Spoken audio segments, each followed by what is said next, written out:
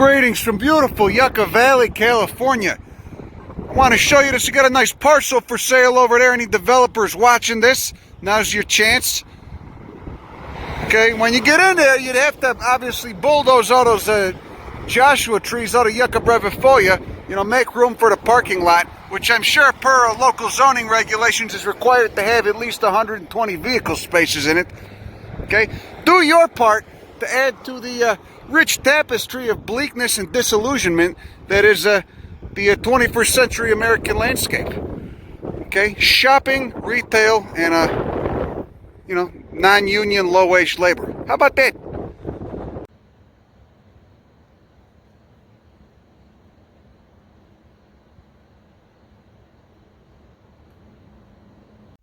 Another beautiful day in the Mojave Desert. Look at that. And as you go east a little bit more south, you start to see members of the Colorado Desert, like this Sorothamnus, aka the smoke bush. I guess because it looks like poofs of smoke. Got creosote going off. Lurea tridentata zygophyllaceae. Look at those flowers. 5 distinct petals. Look at that calyx behind them. Then you got all those damn stamens. So you got about 10. Smells pretty nice. This shit after a rain smells amazing. These leaves, look at all the resins. The resin on them. Ah.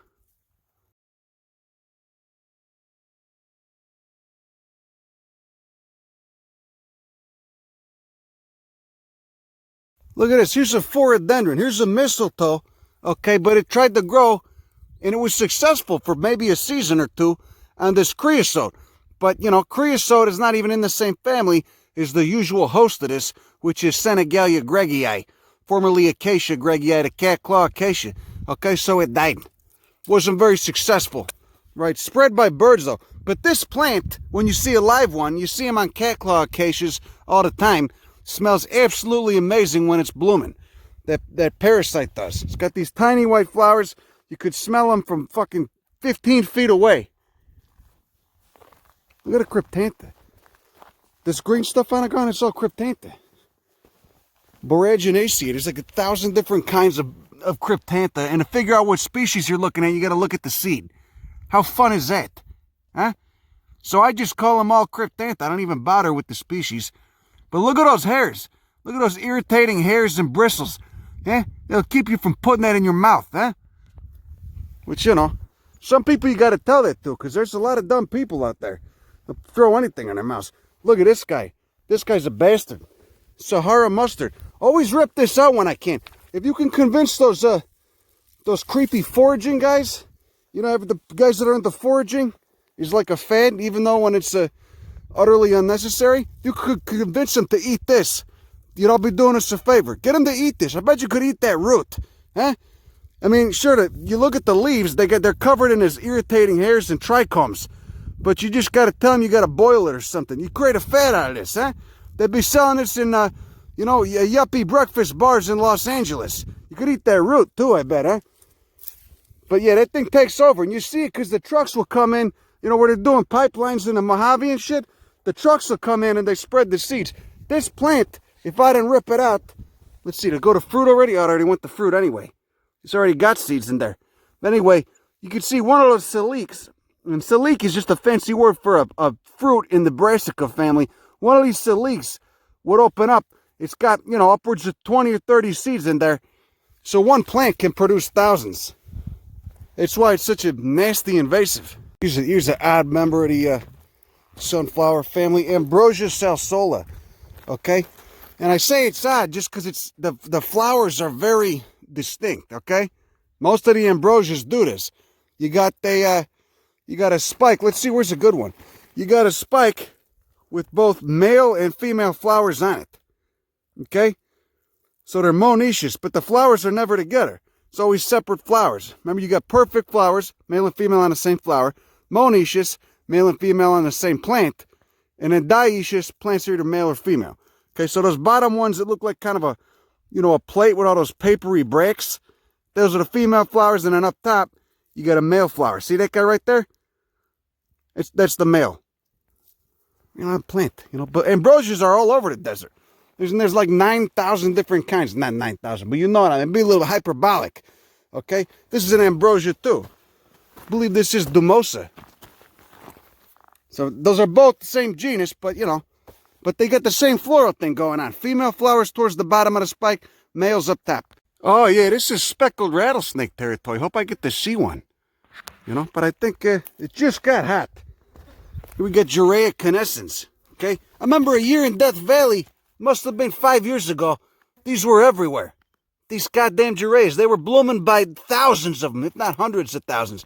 It was before social media really hit it big, so you didn't have a shit ton of people there.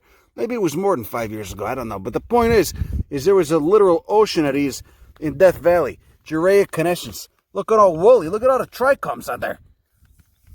You see all the hairs? Huh? You prick. Wonderful plant. Okay? I grew one once in Oakland. It got big, and then it just rotted. Because all those hairs keep all the moisture. And, it just, it's not hot enough in Oakland for these to grow. So they just rotted and molded, They retained too much moisture. They attracted too much moisture. Look at that leaf texture. Get up close and look at that. Ooh. Oh, yeah. Almost looks obscene. Huh? Like somebody's dimpled, unshaven ass. Can I say that on there? They're going to ban me? I don't know. Look at the phyllaries. And this is a small one. They can get, I've seen them 2 feet tall. 2 feet tall, multiple flowers on one.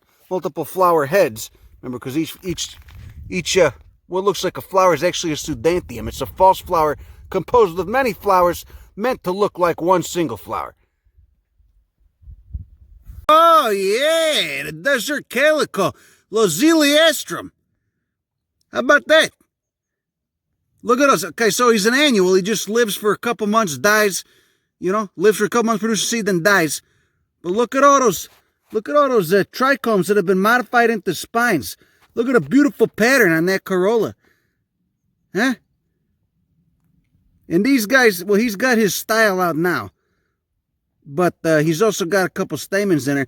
They tend to do the male phase before the female phase, but not always. You could see he's still rocking both. Love these guys. Another member of the phlox family. Incredibly fucking tiny. And always sporadic. I've never seen a shit ton of them all at once, but, when you do see them, it's always a treat. Oh, look, it's a spineflower. It's a species of corazanth. Dainty little fuckers. Polygonaceae, the buckwheat family. Huh? Some of them, when they're done, corazanth rigida really just does that. But once it's done, because it's an annual, once it dies, leaves these little spiky balls on the ground, about yay tall. Don't confuse them with tribulus. Look, here it is. Speaking of which, okay, they're not the goat heads like Tribulus terrestris. Okay, it's corazanth rigida, the spineflower. But look at it. I stepped on one of those in my bare ass feet today. Almost yelped. Okay, there's a live one. There's a dead one from last year. All right. You know what's interesting too about the specks is that whenever you see a speckled rattlesnake, they always match the color of the rock you're on. So like right now, if we see one now, it'd be blue and white. Okay, and I don't think they change over time. I think those populations of whatever the individual you're looking at, that population, his ancestors and whatnot have actually been on that rock type in that local area for however many years it took that to evolve. Okay, I've seen them all different colors. I've seen them pink when they're growing on pink, when they're living on pink rhyolite. I've seen them purple when they're growing on purple rhyolite. Almost damn near stepped on. When I looked that goddamn down, and I really just stepped over it. He was kind enough not to bite me. I think he just woken up. He was still kind of chilly. Oh, yeah, Abronia, Nictaginaceae. All the flowers grouped together in a cup, an involucre. An involucre is just a little cup to hold a bunch of little flowers. Okay, petaloid sepals, not true petals. And then the stamens and the style are deep inside the hole. All right, I've seen this guy. It's just, whatever, this is nothing. But sometimes you'll see them where there's just a carpet of them. And it smells so goddamn amazing. Right now it smells so amazing. Mostly because of the cryptanthus. Some areas there's just mats of the cryptanthus. You can smell. It smells like sugary nectar right now. Wish you could smell it. Oh, yeah, this guy's nice. One of my favorite desert members of the marigold tribe of the sunflower family. Adenophylum porophyloides. Now, if you could spit that out. And all that stuff that looks like chili fries coming out the top of that capitulum right there, those are just the styles. You can see they're dusted and pollen at the ends. And even just my loud, obnoxious ass talking is causing the fucking plant to shake. So look at those bracts subtending the phyllaries right there. Those spiky bastards with the white tips at the base. Then you got one series of phyllaries, okay? Those things that look like Kaposi sarcoma on a goddamn phyllaries right there. Those are just the glands filled with the resin. And they're the reason that this guy smells so goddamn good. I think he smells good, at least, you know? If you could find a way to grow a bunch of these, don't take it from the wild, but grow a bunch, okay, and distill it and, you know, put it in like a soap or something, you could sell them overpriced to some of the fancies, you know, at the boutiques and shit over there on 4th Street in Berkeley, or some of the fucking places in Los Angeles, you know? Put them into a nice spray, or a soap for your ass, or maybe a skin cream or something, you know? Throw an additional $140 on there, get a bunch of marks buying that shit, they eat it up. Just like Gwyneth Paltrow's, what's it, she got vagina candles or something? I forget what those are called, but you should tell her about this. Actually, don't. But if she's going to grow a bunch, it'd be nice. Again, Adenophylum porophyloides, member of the Tegidiae. There's an unopened bud right there, okay? Again, with the glands, you can see the glands on it right there. Smells divine, okay? Like many desert members of the marigold tribe, it kind of smells like turpentine and lemon, okay? But don't confuse that guy with this guy over here, okay? This is Bebia juncea. Bebia. You like to say Bebia? Spit that out. Okay, much different plant. A much different smell, too. But again, you got a discoid flower, no daisy rays, no ligules, and just a bunch of disc florets sticking out of that capitulum. Look at his little forked styles, just looking like a little curly QY at the top. This guy goes on down into Baja, California. You see him in a Sonoran desert and shit. Huh? Look at the unopened buds right there. How about that? Wonderful day in the desert. Huh?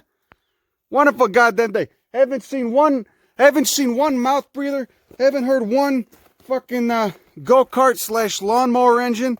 Okay? Great. They're snowing out. You know why? Because it's a fucking pandemic and a natural disaster. Both a national and a... I sound like a fucking geriatric right now. You know, I'm going to just can it. I'm just out here screaming. I'm talking to myself. You know, I'm talking to the dogs. You know, he doesn't even want to listen to me. Look how far away he's standing from me. He doesn't even want to listen to me anymore. All right, that's it. I'm done. Oh, look at this. What is this? Evidence of a prior mining activity. Probably just some guy in a donkey 120 years ago. Huh? Look at it. You can see they're going for the fault line where one rock type changes to another. Little fracture. What the shit? Oh, there's a fucking tortoise shell in there. That's kind of sad. Gotta be careful for hantavirus. Look at it. Oh, that's sad. He died. Look at that. He died. I wonder if he was dragged in here or if he fell in here and couldn't get out. Oh, that's kind of spooky, and it goes all the way around the corner. Look at it. You could see where the guy just chiseled in there with his hammer. One man and a hammer. Again, probably 120 years ago. People are nuts. I know this redneck once. Jack, move your ass. I gotta get up. I knew this redneck once who was really obsessed with looking for gold in Nevada. You know, nice guy, but he got a little kooky about it. You know? Much like a tweaker. You know, I don't think it was so much about finding the gold. It was about just being out there and digging, you know? Much like a tweaker looking for their next fix. You know, kind of like you see those guys riding the girls' bikes at 3 a.m., you know? Looking for cans. You know, oh, what's that? That's a Mojave convertifolia. Or flora. Fuck, I always get those confused. Either way you get it, it's Mojave. The ghost flower. Look at that creamy white perianth with the red speckling inside. Oh, look at this guy. Atrichoceros platyphylla. Look at those basil leaves. Okay, and that's all he ever gets. Bunch of basil leaves that blend in perfectly with the rack. Really easy to step over and miss. Okay, so he doesn't get gnawed on by borregos, by bighorn sheep. Wonderful example of biomimicry. Let's call it phytomimicry, actually. Look at those goddamn leaves. Texture of smooth leather. Exactly the texture of smooth leather.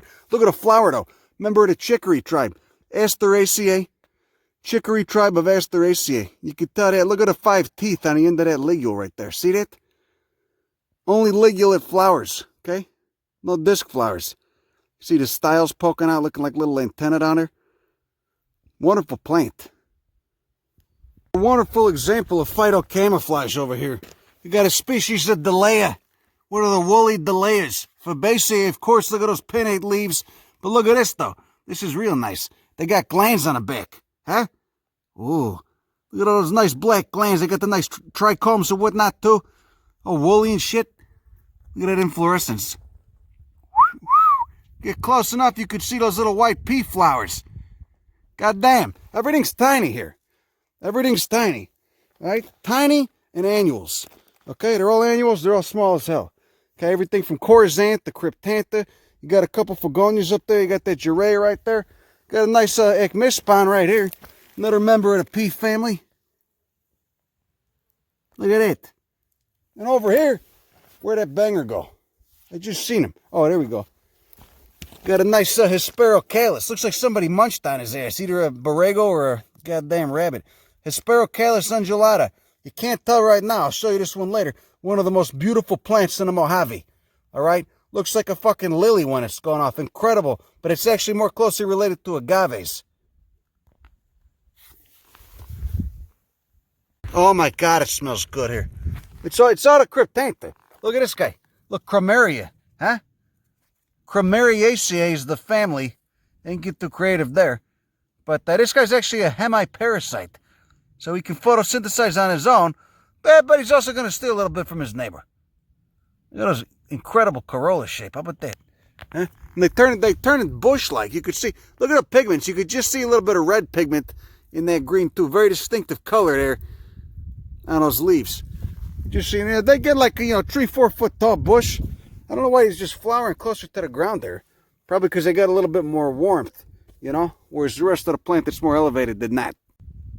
So you could see the geology of most of the Mojave Desert. It's just a bunch of mountaintops acting as islands in a sea of alluvial deposits and sand. We just call that alluvium. It's basically just those mountains weathering gradually over eons and then, of course, just filling up the basins.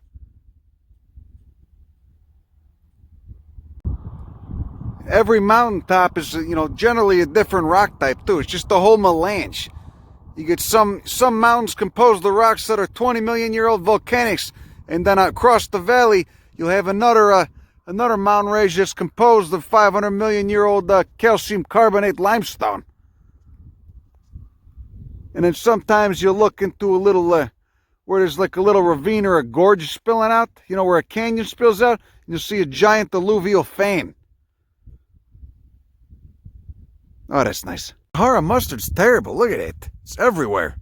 Pain in the ass. Rip that shit. I gotta get the foragers to go after it. Here we go. Asclepius arosa. Desert milkweed. Opposite leaves will bleed latex. But look at the indumentum on those leaves too.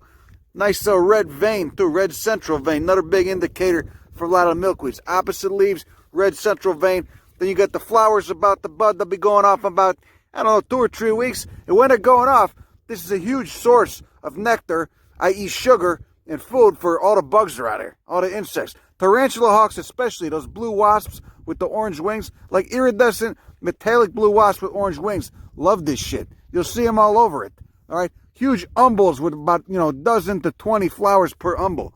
Too bad it's not going off. You've got to wait 2 or 3 weeks for that. Desert milkweed. Oh, Paratoma arborea. Bladder pod, aka bladder pod, goes all the way, the range goes all the way up into the Central Valley.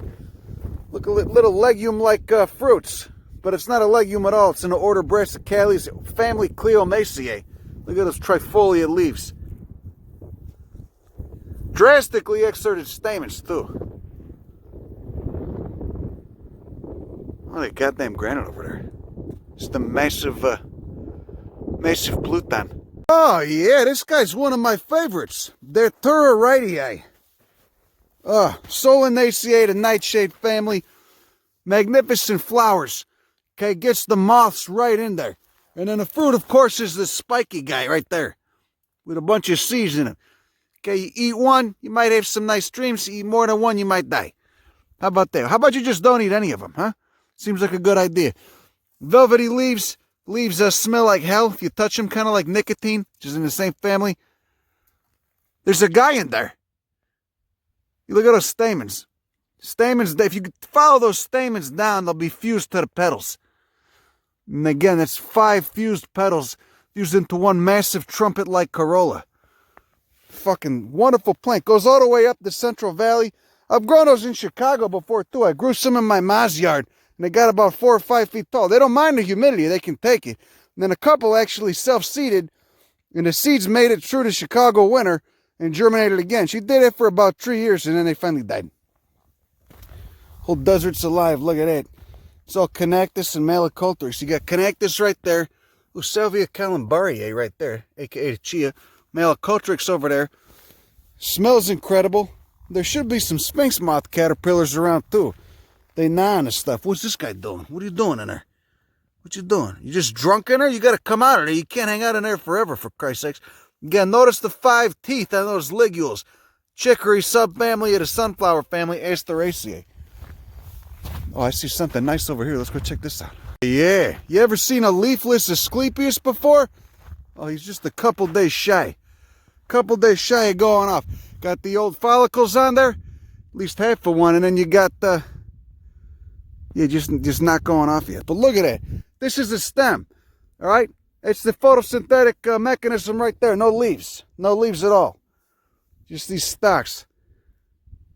Get the perennial rhizome too. I guess these could be perennial as well. The actual stalk itself.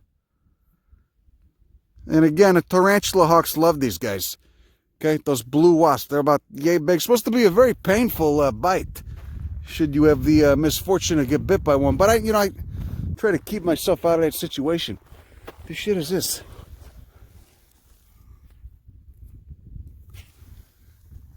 Got some Escholzia, those little poppies. More Funastrum. You know, this is really a fucking jewel of California. Okay?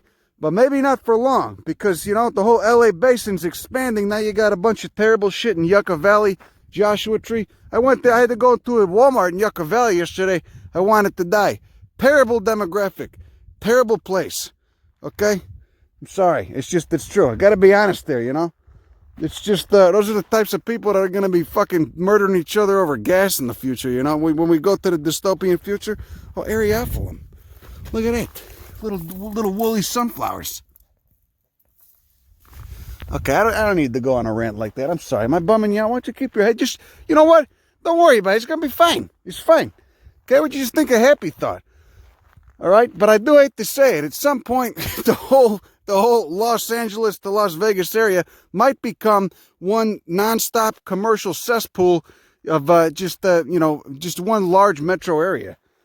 Just nonstop of, you know, strip malls and tract housing. Yeah, who knows? I don't know. More of that ambrosia. Whole desert lit up. Smells incredible. Oh yeah, that's pretty nice. That's pretty good. Whole desert's lit up. I wish smell could translate through the camera, because it smells pretty good. Saw it at Abronia. Abronia, cryptantha. Hey, maybe you got a couple onatheras, a couple evening primroses, too. You look at that onathera, the evening primrose. A lot of these, when they're first starting, they start to bloom later in the afternoon. You know, because they're mostly pollinated by moths at night. Look at that stigma, very distinctive, 4-lobe stigma. And you got, how many goddamn stamens you got in there? Looks like you got about 8. These things smell incredible. There's no fucking with them. They're just, look at the calyx, too. Look at this guy, Montagnia arenaria. One of the few desert mushrooms you get, along with Potaxis pistillaris. We just broke. You always get them. You always get this and Potaxis in the deserts. Most common desert mushrooms. Got a nice connectus. God damn, it smells incredible. Nice Polyphoxia arida. Okay, so I've shown you a lot of nice stuff so far, but probably this one takes the cake. All right, Hispero undulata, family's Agavaceae, though it looks like a lily. You can see it's upwards of about 3.5 feet tall, just covered in blooms, smells absolutely incredible. Typical monocot numbers right there. You know, you got your 6 stamens, you got your 6 tepals, and then you got a little three-lobed stigma on that style right there. Okay, each one of these flowers is subtended by a bract, too. You see the little bracts? Look at the back of those tepals, too. Those nice striations. This place is a goddamn charm, okay? You could take the most salty, angry prick and take him here and show him this stuff the right time of year, you know, maybe first week, second week of April. Look at it, there's goddamn butterflies everywhere.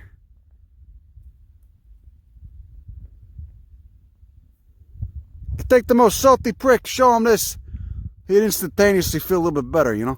Might have to dose him a little bit, okay, might have to, you know, strap him to a chair with those things that hold your eyes open, get him to look at it, but here's a seedling. This guy's only probably a couple years old, okay? And again, these are geophytes, so, you know, they'll do their thing.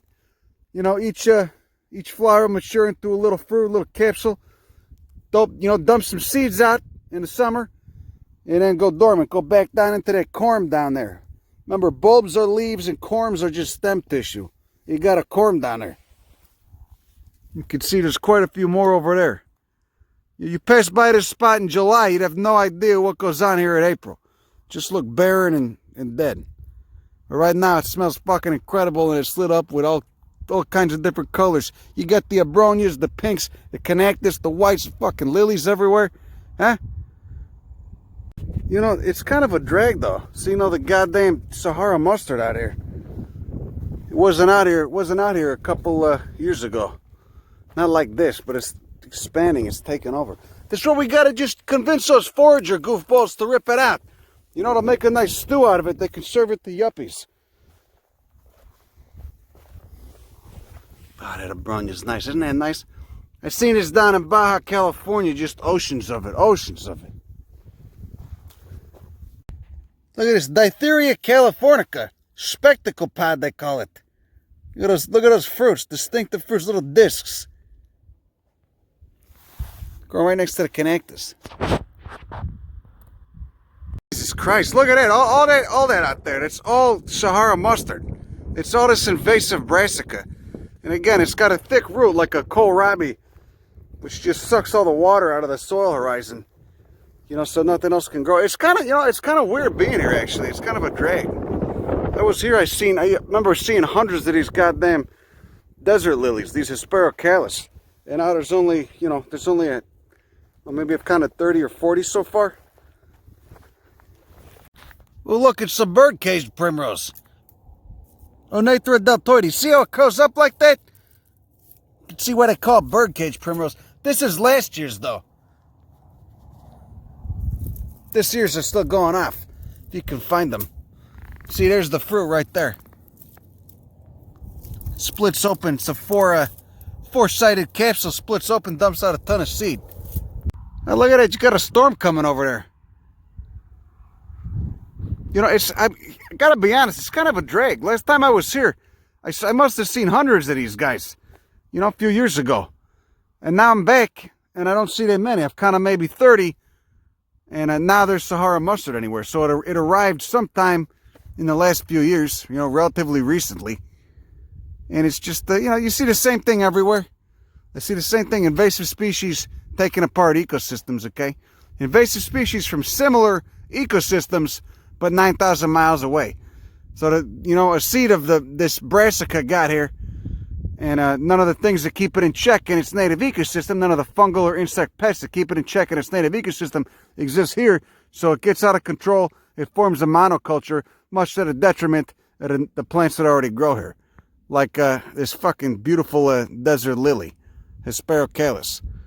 Okay, and it makes sense too, because you rip these things out, you can see they got a thick kohlrabi-like root, draws moisture right out of the soil horizon. What can compete with that? You know, not a lot.